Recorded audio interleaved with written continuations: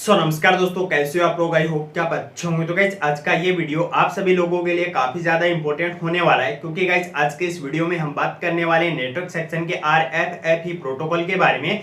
अगर आप मोबाइल का network section step by step repair करना चाहते हैं तो इसके लिए आप आज का ये वीडियो बिना स्किप किए शुरू से लेकर एंड तक देखते रहिए। नेटवर्क सेक्शन पे ये हमारा पार्ट 4 होने वाला है। इससे पहले ऑलरेडी हमने 3 पार्ट अपलोड कर दिए हैं। अगर आपने उन तीनों वीडियो को नहीं देखा है तो उनका लिंक आपको इस वीडियो के नीचे मिल जाएगा। एक बार आप उन तीनों वीडियो को जरूर देख लेना। उसके बाद अगर आप इस वीडियो को देखेंगे तो आपको काफी अच्छे से समझ में आएगा, क्योंकि हम मोबाइल के नेटवर्क सेक्शन को स्टेप बाय स्टेप पढ़ रहे हैं। वीडियो शुरू करने से पहले मैं आपको बता दूं कि अगर आप इस चैनल पे पहली बार आए तो चैनल को सब्सक्राइब करके ऑल नोटिफिकेशन को ऑन कर लीजिए, ताकि जब भी हम कोई वीडियो अपलोड करें तो उसका नोटिफिकेशन आपको कंटिन्यू मिलता रहे और आप अपने शॉप पे बैठ के बिल्कुल फ्री में बेसिक से लेके एडवांस लेवल की मोबाइल रिपेयरिंग सीखते रहें और पैसे कमाते रहें। तो चलिए आज का वीडियो शुरू करते हैं। देखिए गाइस, आज की इस वीडियो के अंदर हम बात कर रहे हैं मोबाइल के नेटवर्क सेक्शन के बारे में। और मोबाइल के नेटवर्क सेक्शन के अंदर एक प्रोटोकॉल होता है जिसको हम बोलते हैं RFFE प्रोटोकॉल। ये काफी ज्यादा इंपॉर्टेंट प्रोटोकॉल होता है। अगर आपको मोबाइल का नेटवर्क सेक्शन अच्छे से रिपेयर करना है तो इसके बारे में गाइस आपको जानकारी होनी चाहिए। तो सबसे पहले मैं आपको इसका वर्किंग बताऊंगा कि ये कैसे काम करता है, इसका काम क्या होता है। उसके बाद गाइस मैं आपको एक तरीका बताऊंगा जिससे गाइस आप विदाउट DSO के भी ये पता कर सकते हैं कि आपका RFFE प्रोटोकॉल है वो वर्किंग में है या फिर नहीं है। तो गाइस डिटेल के अंदर जानकारी मिलने वाली है। वीडियो को बिल्कुल भी स्किप मत करना, शुरू से लेके एंड तक जरूर देखना। और वीडियो को आपने अभी तक लाइक नहीं किया तो फटाफट से लाइक करो। इस वीडियो का लाइक टारगेट सिर्फ 300 रहेगा। 300 लाइक आपको इस वीडियो पे कंप्लीट करने हैं और कमेंट करके बताना है कि ये वीडियो आपको सीरीज में जो वीडियोस नेटवर्क सेक्शन पे मिल रहे हैं ये कैसे लग रहे हैं। अगर आप ज्यादा से ज्यादा कमेंट करेंगे तो अदर जो मोबाइल का नेटवर्क सेक्शन है उस पर भी इसी तरीके के जो वीडियोज हैं वो आपको देखने को मिलेंगे। आने वाले टाइम के अंदर गाइस आपको नेटवर्क सेक्शन के ऊपर प्रैक्टिकल के भी वीडियो देखने को मिलेंगे और डायग्राम से रिलेटेड भी वीडियो देखने को मिलेंगे, क्योंकि अभी गाइस हम सिर्फ नेटवर्क सेक्शन को समझने का प्रयास कर रहे हैं। आने वाले टाइम के अंदर आपको और भी काफी अच्छे वीडियोस मिलने वाले हैं। तो चलिए गाइस सबसे पहले हम बात करते हैं RFFE प्रोटोकॉल होता क्या है और ये काम कैसे करता है, इसका काम क्या होता है। देखिए गाइस, मैं आपको यहाँ पे एक डायग्राम आपको दिखाने का प्रयास कर रहा हूँ। मैंने यहाँ पे एक सर्किट को ड्रॉ किया है। जैसा कि आप यहाँ पे देख रहे हैं, ये हमारी एक आईसी लगी हुई है जिसको हम बोलते हैं मास्टर आईसी, ठीक है। इसके बाद एक आईसी यहाँ पे लगी हुई है जिसको हम बोलते हैं स्लैब आईसी, ठीक है। अब मास्टर आईसी का काम क्या होता है कि ये आईसी सभी फोन के अंदर जितनी भी आईसियां लगी रहती हैं उनको कंट्रोल करने का काम होता है, ठीक है। जैसा कि हमारा दिमाग हमारे पूरे शरीर को कंट्रोल करता है, उसी तरीके से ये जो मास्टर आईसी होती है ये मोबाइल के सर्किट में लगी सभी आईसियों को कंट्रोल करती है। अब सभी आईसियों को कंट्रोल करने के लिए गाइस इसको एक मतलब रास्ता चाहिए, इसको एक लाइन चाहिए जिसके थ्रू ये सभी आईसियों को कंट्रोल कर सके। जैसे कि आप यहाँ पे देख रहे हैं, ये मास्टर आईसी है, ये स्लैब आईसी है। इन दोनों के बीच में 2 लाइन है, एक हमारी यहाँ पे है डाटा की लाइन और एक हमारी यहाँ पे क्लॉक की लाइन। अब इन दोनों लाइनों के जरिए गाइस ये जो आईसी है ये इसको कंट्रोल करती है। कोई भी डाटा इस आईसी को इसको सेंड करना है तो ये इन लाइनों के थ्रू इसको सेंड करेगी, और अगर ये कोई भी डाटा ये आईसी इसको सेंड कर रही है तो इन लाइनों के थ्रू गाइस ये इस आईसी तक डाटा को सेंड करेगी, ठीक है। अब दोनों आईसीयों के बीच का जो कम्युनिकेशन है वो 2 लाइनों से हो रहा है। एक है हमारा डाटा और दूसरा है हमारा क्लॉक, ठीक है। जैसा कि आपको पता है कि मोबाइल का जो नेटवर्क सेक्शन होता है इसके अंदर हमारा होता है RFFE प्रोटोकॉल, और अदर जो सेक्शन होते हैं उसके अंदर भी काफी सारे प्रोटोकॉल आपको देखने को मिलते हैं। जैसे कि हमारा I2C प्रोटोकॉल हो गया, फिर या फिर DSI प्रोटोकॉल हो गया, या फिर MIPI प्रोटोकॉल हो गया। तो मोबाइल के जितने भी नेटवर्क सेक्शन है उनके अंदर अलग अलग जो प्रोटोकॉल है वो आपको देखने को मिलते हैं, लेकिन इन सबका काम एक ही होता है, आईसीयू की कम्युनिकेशन को कनेक्ट करना। जैसा कि कोई भी एक आईसी दूसरी आईसी से कनेक्ट हो रही है या फिर आपस में कोई भी कोड को सेंड कर रही है तो उसको एक जगह से दूसरी जगह तक पहुंचाने का जो काम होता है वो होता है गाइस इसे डाटा और क्लॉक की लाइन को। और इसी लाइन को गाइस हम अलग अलग नाम से जानते हैं, जैसे कि I2C प्रोटोकॉल हो गया, फिर MIPI प्रोटोकॉल हो गया, या फिर DSI प्रोटोकॉल हो गया, या फिर RFFE प्रोटोकॉल हो गया, ठीक है। तो ये इसका नाम अलग अलग होता है लेकिन सभी का काम इनका एक ही होता है। अब नेटवर्क सेक्शन के अंदर गाइस इसका नाम है RFFE प्रोटोकॉल, ठीक है। इसको हम अच्छे से समझने का प्रयास करते हैं। अब देखिए, आप यहाँ पे देख सकते हैं ये मास्टर आईसी है और यहाँ पे हमारा WTR आईसी लगा हुआ है। इसके अंदर 2 लाइनें, एक डाटा की है और एक क्लॉक, ठीक है। अब आप यहाँ पे ध्यान से देखेंगे तो ये जो मास्टर आईसी है इससे 2 लाइनें निकल के डायरेक्ट WTR के अंदर चली जा रही है, ठीक है। बाकी इसका कोई काम नहीं, ठीक है। WTR से कनेक्टेड। लेकिन वहीं अगर आप नीचे देखेंगे तो मैंने यहाँ पे सर्किट को ड्रॉ किया है, ये मास्टर आईसी है, और यहाँ पे अगर आप देखेंगे तो नेटवर्क के 2G आईसी लगा हुआ है, यहाँ पे 4G आईसी लगा हुआ है, और यहाँ पे अगर आप देखेंगे तो APT आईसी यहाँ पे लगा हुआ है। लेकिन अगर आप यहाँ पे थोड़ा ध्यान से देखेंगे तो गाइस ये जो मास्टर आईसी है इससे सिर्फ 2 लाइनें निकले, एक क्लॉक की और एक डाटा की, ठीक है। लेकिन इन 2 लाइनों से गाइस ये 3 आईसीयां हैं, इनको कंट्रोल किया जा रहा है, जैसा कि आप यहाँ पे देख रहे हैं। लेकिन यहाँ पे एक आईसी को कंट्रोल किया जा रहा है।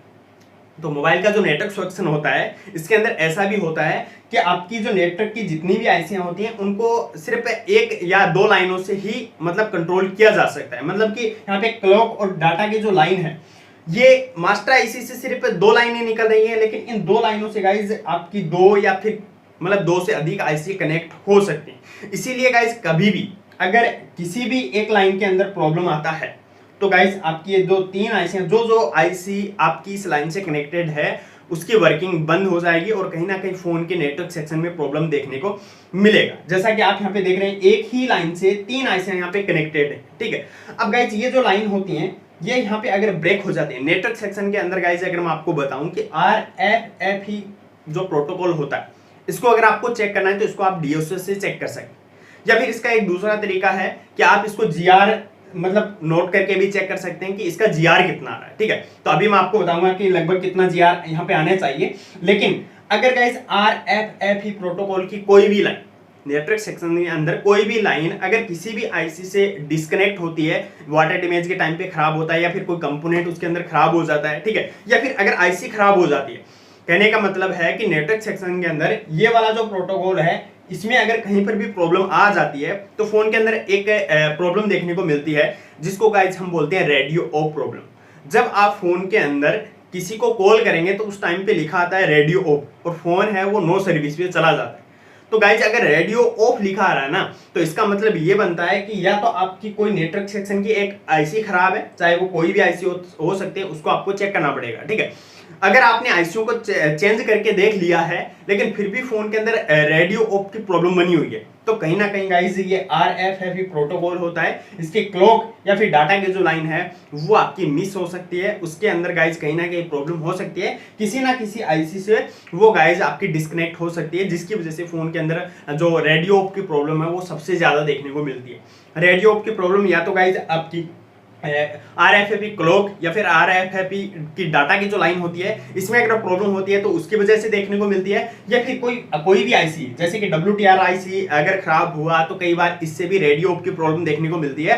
और नॉर्मल सा हम अगर WTR को उठा के चेंज कर देते हैं तो फोन के अंदर नेटवर्क भी आ जाता है और रेडियो ऑफ की जो प्रॉब्लम होती है वो भी उसके अंदर सोल्व हो जाती है। तो ऐसा भी होता है कई बार आईसी खराब होने से होता है, लेकिन गाइज ज्यादा जो प्रॉब्लम देखने को मिलती है रेडियो ऑफ की वो गाइज आपकी RFF की जो डाटा और क्लॉक की लाइन होती है उसमें अगर कोई प्रॉब्लम रहती है तब ऐसा प्रॉब्लम देखने को मिलता है। कई बार आपने देखा होगा कि हम CPU को उठा के रिबोल कर देते हैं, ठीक है, उसके बाद फोन की जो प्रॉब्लम वो सोल्व हो जाती है। लेकिन इसके ये ऐसा होता क्यों है? ऐसा इसलिए होता है कि कई बार CPU की साइड से जो बॉल होती है वो थोड़ा ड्राई हो जाती है, ठीक है, इन लाइनों की, तो इसके अंदर जो फ्रीक्वेंसी बननी चाहिए वो फ्रीक्वेंसी नहीं बनती, जिसकी वजह से गाइस ये प्रॉब्लम देखने को मिलती है, ठीक है। तो इस बात का आपको ध्यान रखना है, कभी भी फोन के अंदर रेडियो ऑफ की प्रॉब्लम आ रही है तो इन दो लाइनों को RFF क्लॉक RFF डाटा की जो लाइन है इसको आपको DSO से चेक करना है कि वहां पे फ्रीक्वेंसी बन रही है या फिर नहीं बन रही है, ठीक है। अगर वहां पे बन रही है तो ओके है, अगर वहां पे फ्रीक्वेंसी नहीं बन रही है इसका मतलब कि कुछ ना कुछ प्रॉब्लम आपकी इस लाइन में बनी हुई है और वो CPU से प्रॉब्लम हो सकती है। तो इस बात का आपको यहाँ पे ध्यान रखना है।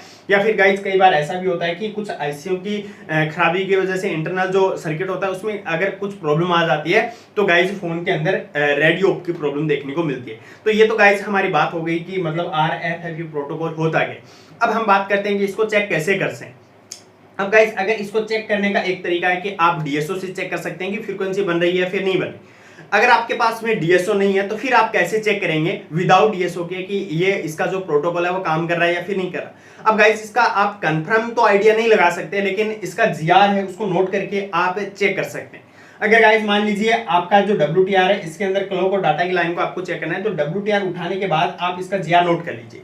दोनों लाइनों का जो GR है वो आपका लगभग एक जैसा मिलना चाहिए, लगभग इक्वल मिलना चाहिए।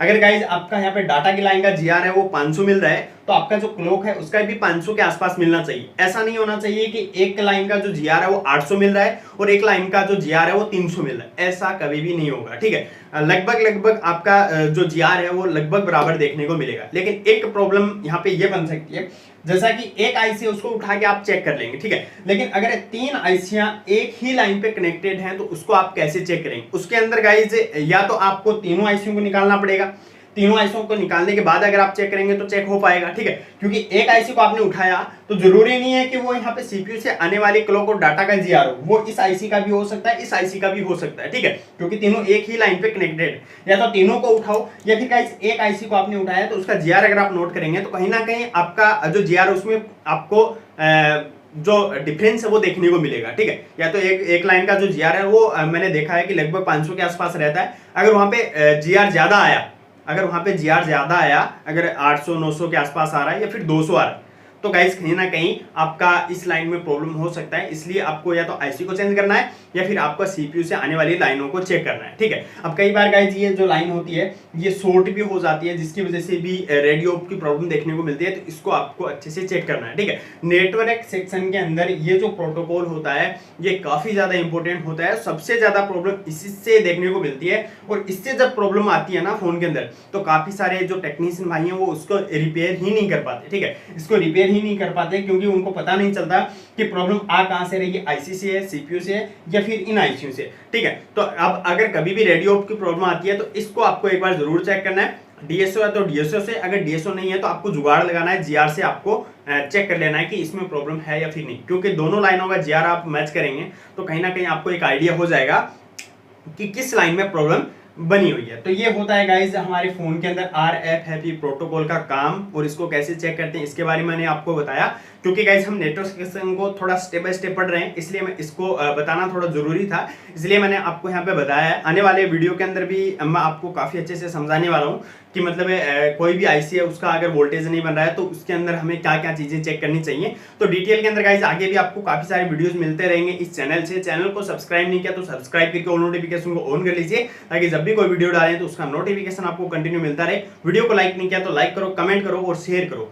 तो गाइज आज की इस वीडियो में इतना ही, आने वाले वीडियो के अंदर हम फिर से मिलेंगे।